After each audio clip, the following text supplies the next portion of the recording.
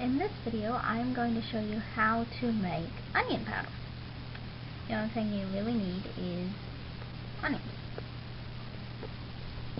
Then you get as many onions as you want, and after you've cut off both ends, you then peel off the skins, just as if you were going to be baking with them. Then you cut them into thin slices like this. And I'll show you in a little bit how I cut up the ends to get them. So you cut all of your onions up into thin slices like this until you have about as many onions as you want. Now here's how I cut up the ends of the onions. I will feed the ends of the onion because you don't want it too thick or it won't dry.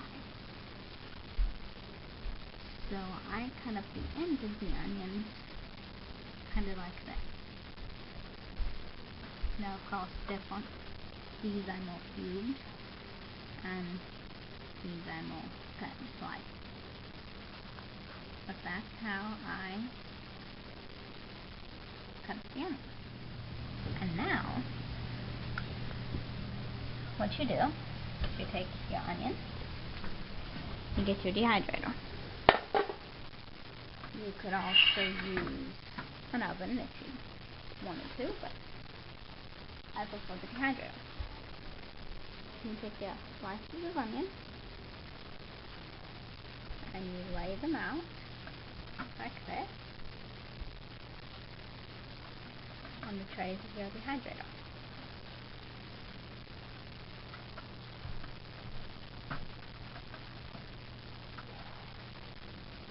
You keep going like this until you have filled all the trays on your dehydrator. Then once you have all of these dehydrator trays filled, you then leave them in the dehydrator for about 3 days. This dehydrator does not have a thermostat on it, so it takes several days for it to dry your onions. I'd say about 3 days to dry these onions, and each day you swap the tray. Put the top tray on the bottom and the bottom tray on the top. And then once they're all dry, I'll show you what to do. This is day 1 of the drying process. And as you can tell, they're very soft. So they are not ready at all at this stage. They still need to go at least today and possibly tomorrow. Today is the second day in the onion drying process, and the onions are dry enough. How you can tell if the onions are dry enough is if they make a crinkling kind of noise, and if you can easily snap them in half. And some of them won't be quite as dry as, others, but you basically just go with, if most of them you can snap in half, then they are done. So then what you do is you take all of your onions and put them in something. I'm going to use a glass canning jar, and I'll be back in a little bit. Alright, as you can see here, I had to get a larger jar. The pint jar wasn't going to hold all of the onions that I dehydrated. Now, there are actually 2 things you can do.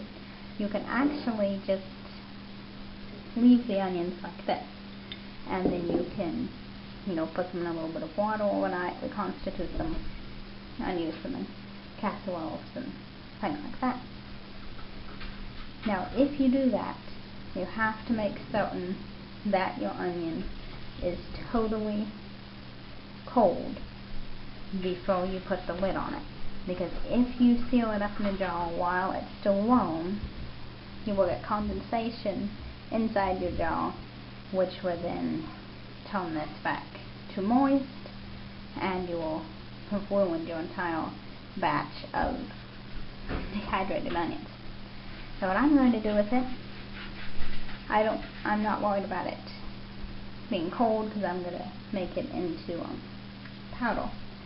So I'm just going to take it straight up to my mixer now, my blender actually, and just blend it all up into powder. Alright, here I am. I'm going to be blending it up now.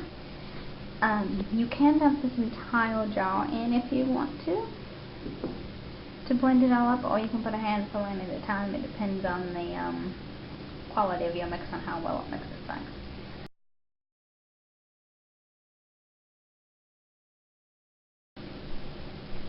And there you have it, your own homemade onion powder. You will find it tastes much better than store-bought powder. It has much more flavor, but there is a warning with this: do not use as much as you would store-bought. If you use as much of this onion powder as you would store-bought powder, you'll have an overload of onion flavor. So, do not use as much of your homemade onion powder as you would store-bought onion powder. There we go, your own homemade onion powder.